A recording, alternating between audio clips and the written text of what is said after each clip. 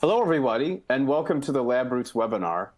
Genomics Landscapes, Leveraging Genetic Evidence Throughout the Pharma Pipeline.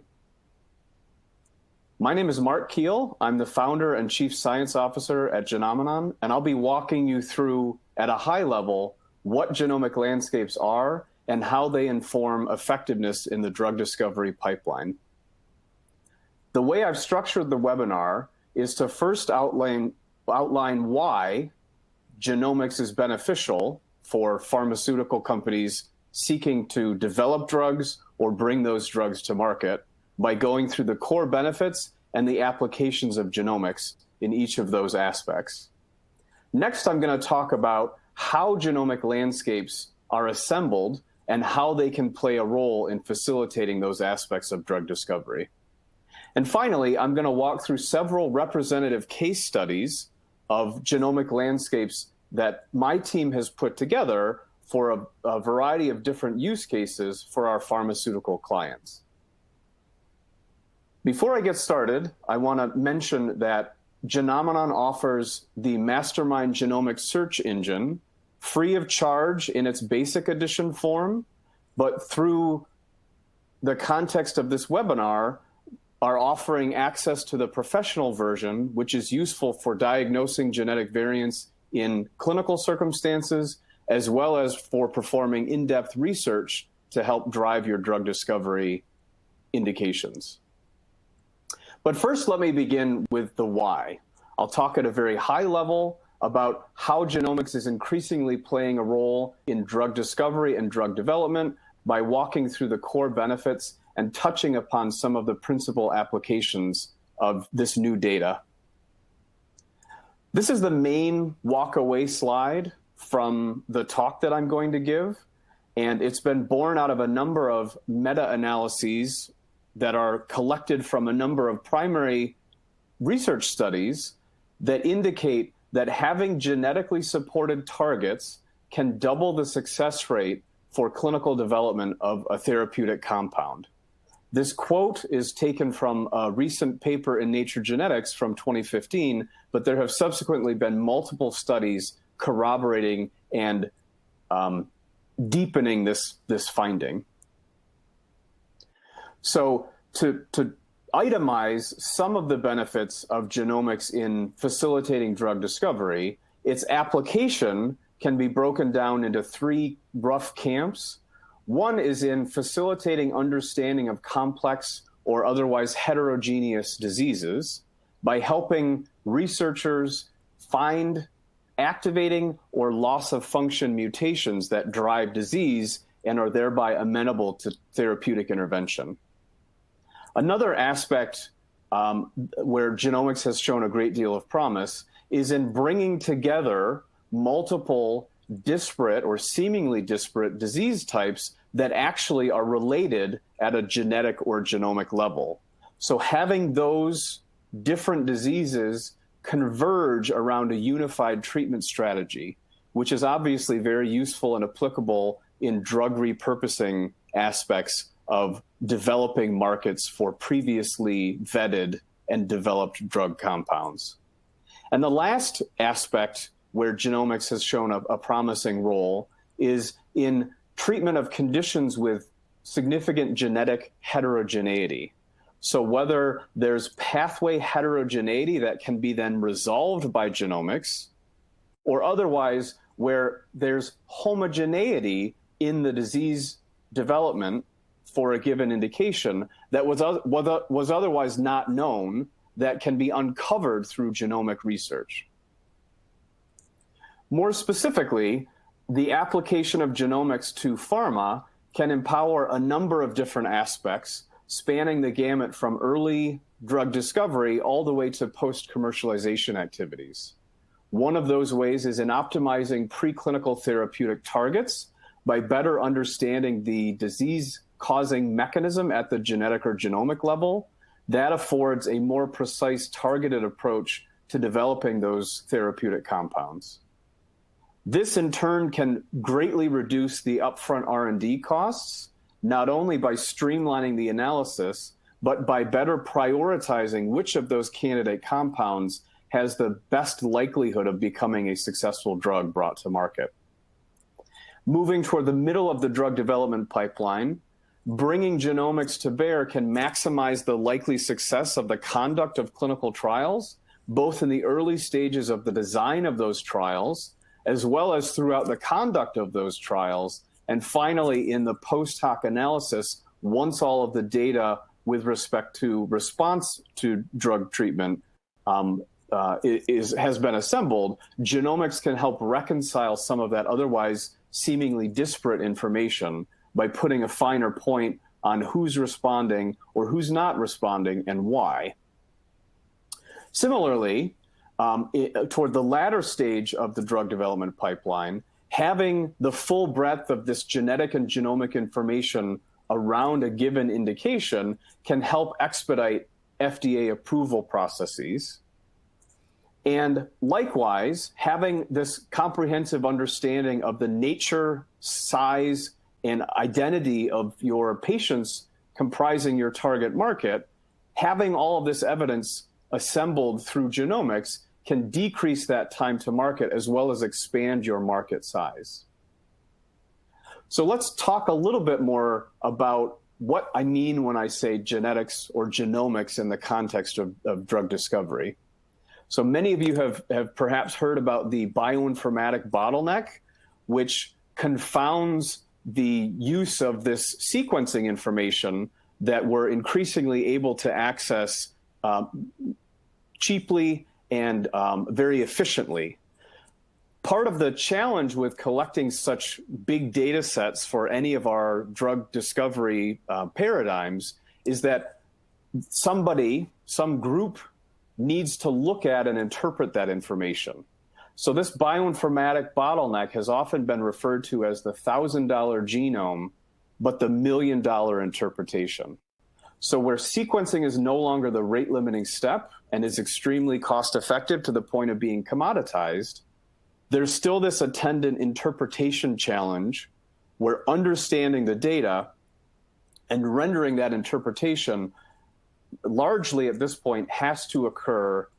through a manual data interpretation and curation process. So what is needed to break this bottleneck to inform the relevance of that genomic data for the application in the context of precision medicine? So what is needed to fully understand these studies is a comprehensive understanding of genomic biomarkers. And that breaks down into roughly three camps. And I've categorized and described them here as the diagnostic utility of the genetic information driving precision medicine studies. And that the requirements there are that it be clinical grade, industry standard, and go down to the variant level, which requires a great deal of energy and information to make the most accurate interpretation on an individual variant, as well as make the most comprehensive interpretation of an entire cohort's worth of genetic information. Attendant to that diagnostic requirement is the requirement that you understand functionally what's going on at the hand of genetic variants that are leading to disease development. And that includes identifying all of the empirical studies that may have been articulated by researchers over previous decades of scientific inquiry, uncovering that information and putting it into the context of disease mechanisms as well as treatment strategies is absolutely required for fully understanding the genetic information as it drives precision medicine studies. And finally, understanding how treatments are efficacious or fail to lead to efficacy, collecting all of the previous empirical evidence, whether it be from other researchers or from your own organization's work, that is requisite to fully understand how genomics plays into understanding and driving precision medicine studies. So the problem with addressing each of those three aspects is that extracting and interpreting this complicated, disparate, and often ambiguous genetic information at present required a human. And what I'm here to talk to you about is how Genomenon is minimizing the requirement that a human organize and extract this information, so instead they can focus on interpreting that information. So the real question here is, how do we do that? We've coined the phrase genomic landscape based on the assembled data that we've accumulated over many years of practice that is promulgated in the MASTERMIND genomic database, which includes information from population data for variant allele frequencies, as well as predictive models of pathogenic mechanisms for each of these variants. And critically, all of this empirical information patterned in the decades of scientific research, that put together comprises the corpus of information in the MASTERMIND database,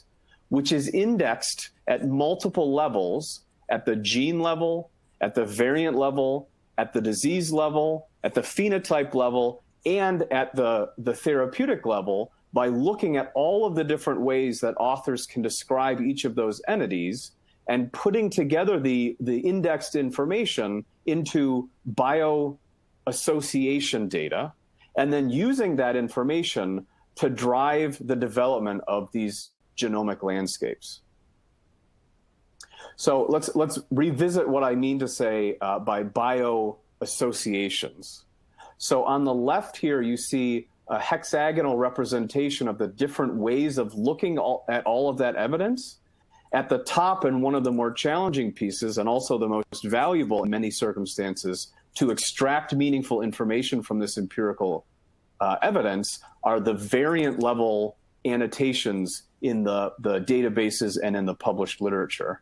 But similarly, those variants can be associated with diseases, phenotypes, therapies, obviously genes. At the gene level, there may be informative information on how the genes are associated with disease development, or how those diseases that arise as the result of mutations in those genes can be targeted therapeutically. So that entire network, on top of any custom configured queries, such as, say, prevalence information in diseased cohorts, all of that information and more is pre-patterned in the MASTERMIND database, where the strength of any of these assertions can be bolstered by the multiplicity of different and disparate types of associations that are uncovered through the MASTERMIND data. So the way that Genomenon provides value to pharma clients is by organizing all this evidence and identifying associations that were otherwise unknown to our clients, or otherwise emphasizing the strength and evidence underpinning known associations that drive drug discovery and drug development. So a bit of a behind the scenes as to how we do this genomic interpretation at such scale. The main takeaway here is that it's a unique two-phasic approach where we combine computational intelligence to organize and annotate and prepare this information for human review, followed by a maximally efficient, expedited expert curation that can be tailored to specific disease contexts or specific client requirements. And what results in many of those cases, an example of which I'm showing here, is a comprehensive and exhaustively annotated compendium of information that has been top-lined and supported by granular level evidence, so that the data and the information is immediately actionable, and there's immediate walk-away insight from that accumulated evidence. But you can also drill very deep to the primary source of that evidence, in many cases, which is to say from the empirical literature. So I'm highlighting this example here for a constitutional gene in the context of germline variants that cause cancer. Each of these rows is one of those variants with the assembled information categorized and summarized, as well as exhaustively curated and annotated down to the level of individual reference citations. Similarly, this is an example on the somatic side for identifying functional variants in the ATM gene, where we proceeded in the same manner and pulled out all of the evidence, in this case, really focusing on the functional evidence, annotating that information in a way that was meaningful to the client, and showing our work effectively by providing the necessary and annotated reference citations. So the benefit of these comprehensive genomic landscapes, which is to say all of the variants associated with a given gene or a gene pathway, or otherwise all of the genes associated with a given disease or indication, and any other way that you can slice the data that MASTERMIND is indexed around, those genomic landscapes are useful to drive research and discovery, drug discovery, organizing real-world evidence, focusing on drug repurposing, all the way to the conduct of and design of clinical trials, including promulgation of a companion diagnostic. So hopefully that gives you a high-level view of what we mean when we say a genomic landscape. I want to drill into some specific representative case studies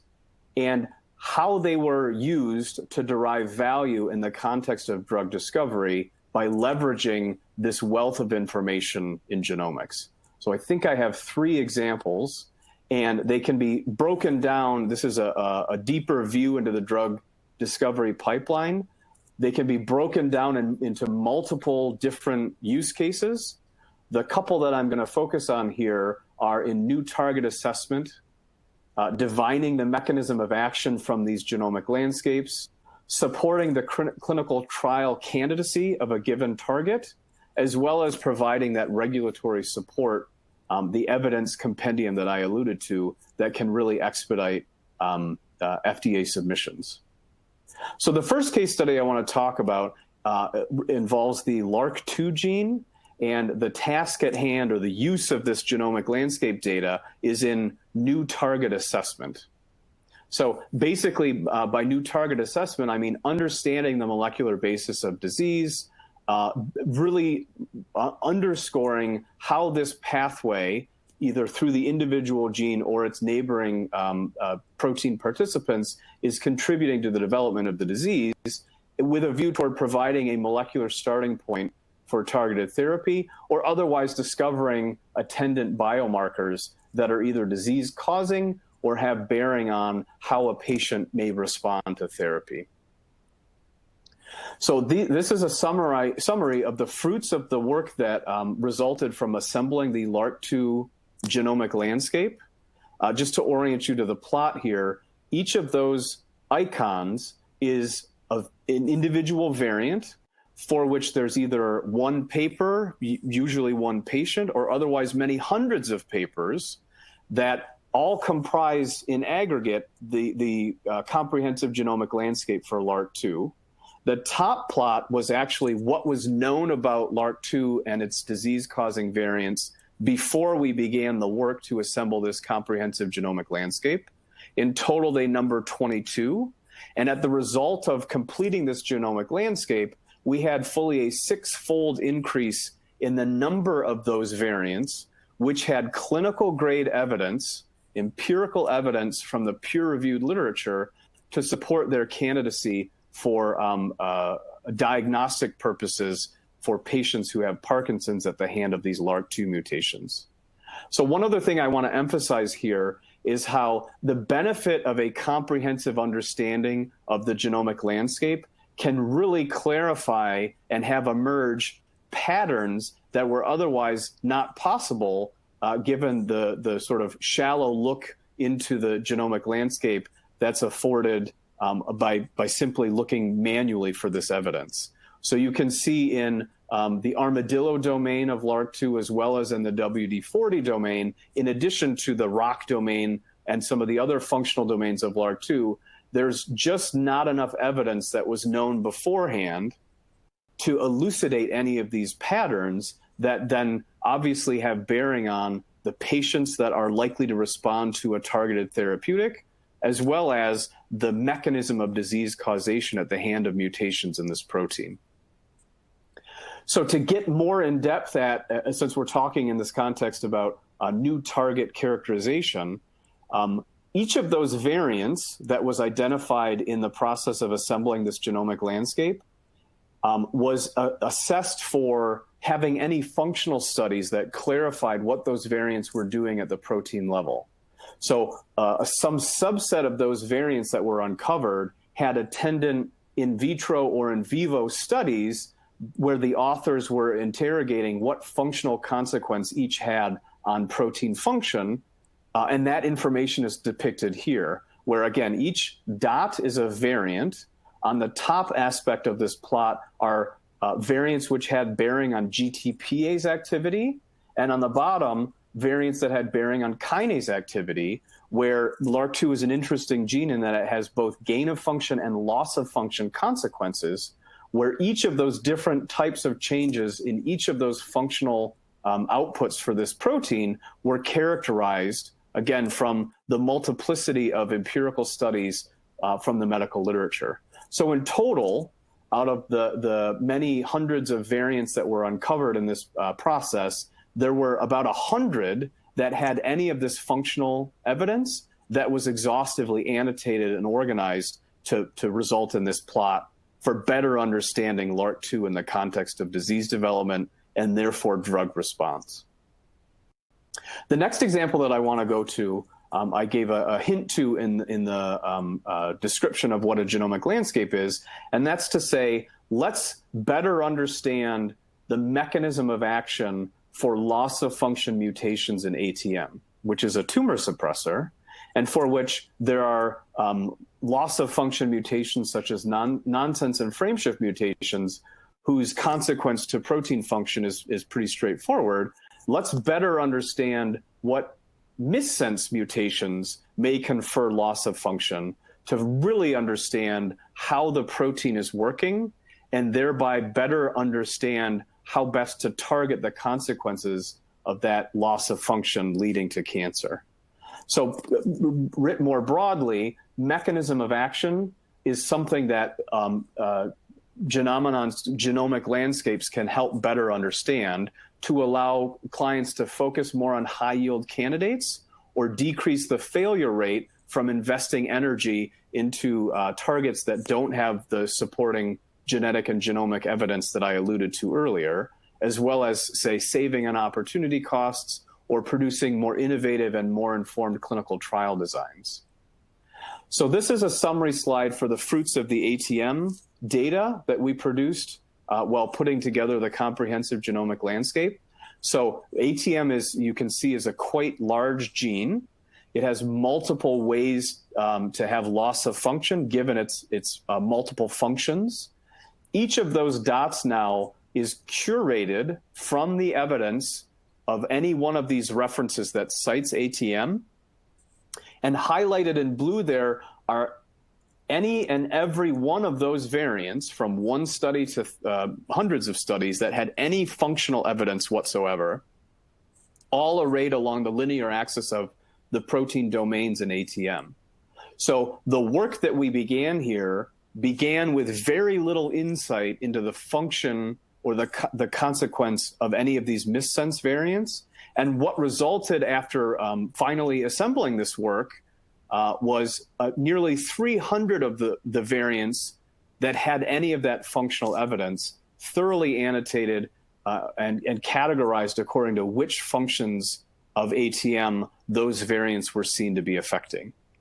So to top line this, we, in this process, uncovered a great burden of evidence that was otherwise opaque to our client to help them better determine how ATM is functioning in the development of the diseases that are caused by mutations in this protein.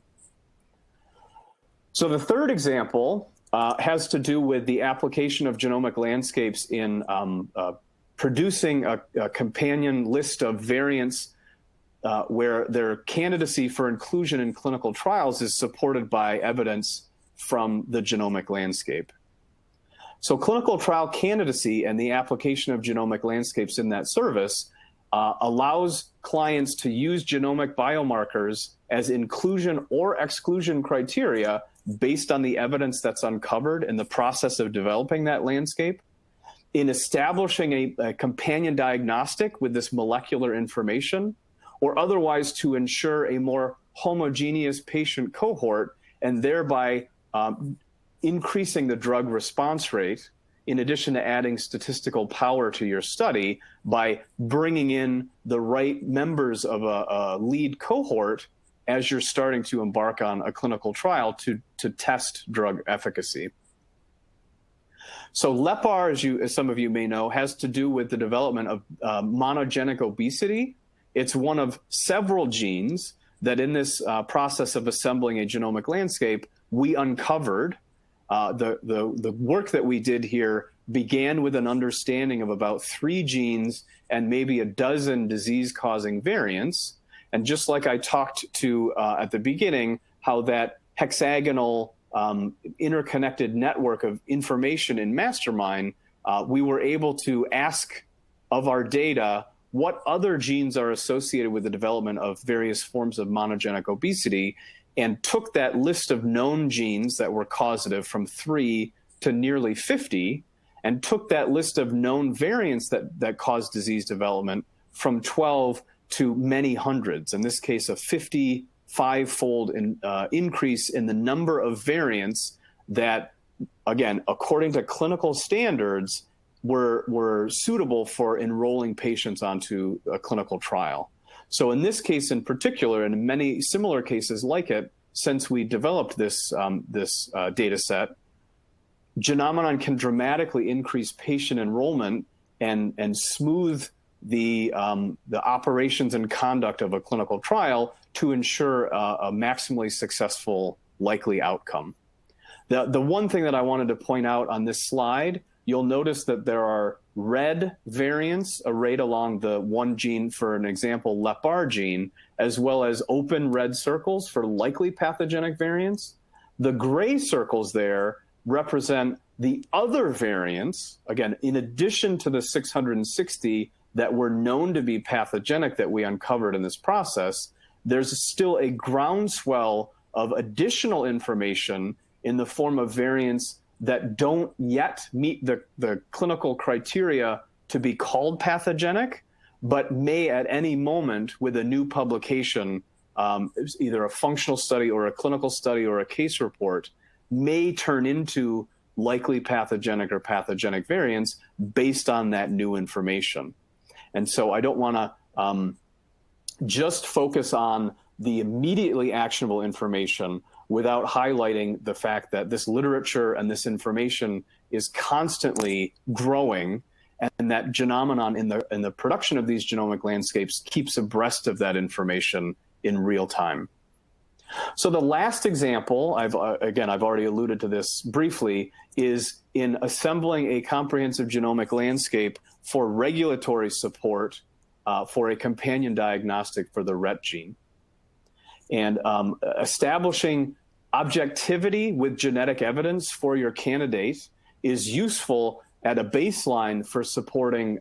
materials for your FDA submission. But it gets much more detailed and more exhaustive than that when you're talking about using biomarkers, genetic and genomic biomarkers, to develop this companion diagnostic, which is what I wanted to talk about here in the context of Rett.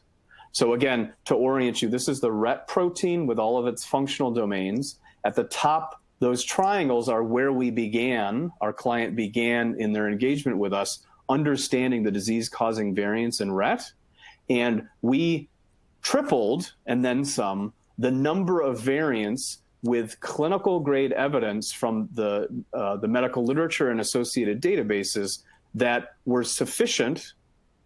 to include on the client's companion diagnostic. So we went from about 38 known activating variants in the context of hereditary cancer, for which the group had a targeted therapeutic, to 130 variants with known activation mechanism of action, with all of the evidence necessary to support their candidacy, again, at clinical levels. I'll highlight there that the benefit is in expansion of your market, comprising your companion diagnostic, as well as providing this exhaustive compendium of information to support your regulatory submission, but also the idea that a comprehensive landscape can illuminate patterns that were otherwise not apparent in previous iterations where there's just a dearth of information that's insufficient to showcase those patterns. So you can see there a couple of those variant regions are piling up and showcasing in both the kinase domains as well as in the cysteine-rich domains there in RET, patterns that didn't otherwise exist, weren't apparent to our client. Lastly, I'll emphasize here in the deliverable that the evidence is tiered. So we provide, in the case of each of these variant landscapes, a provisional call by the prevailing clinical standard, either ACMG for constitutional disease or AMP for somatic disease, producing a comprehensive list of all of these variants adjudicated according to those standards by reviewing all of those references and categorizing and enumerating all of that evidence for ease of access and searching and sorting and filtering, and then providing the granular level reference citations with sentence context from each of those authors to justify any scientific assertions that we make. So that was the last slide that I wanted to give before I reiterate that MASTERMIND, the data, is available in a genomic search engine format for clinical purposes, as well as to drive some research aspects for drug discovery that can then be greatly expedited and deepened by engaging Genomenon in the production of one of these genomic landscapes. But for access to the genomic search engine, you need only follow that link below, and following that link will afford you access to the MASTERMIND Professional Edition, which is most suitable for some of those activities that I described, clinical duties, and some of the sort of baseline research studies that you might be interested in before engaging in the production of a comprehensive genomic landscape. So with that, I'll conclude and thank you for attending the webinar. It's recorded, so I won't take any questions live, obviously, but I will be available during the actual conference to answer any questions that emerge, or otherwise we can be reached at hello@genomenon.com if you'd like to learn more about what I described in this webinar. So thanks again, and with that, I'll conclude.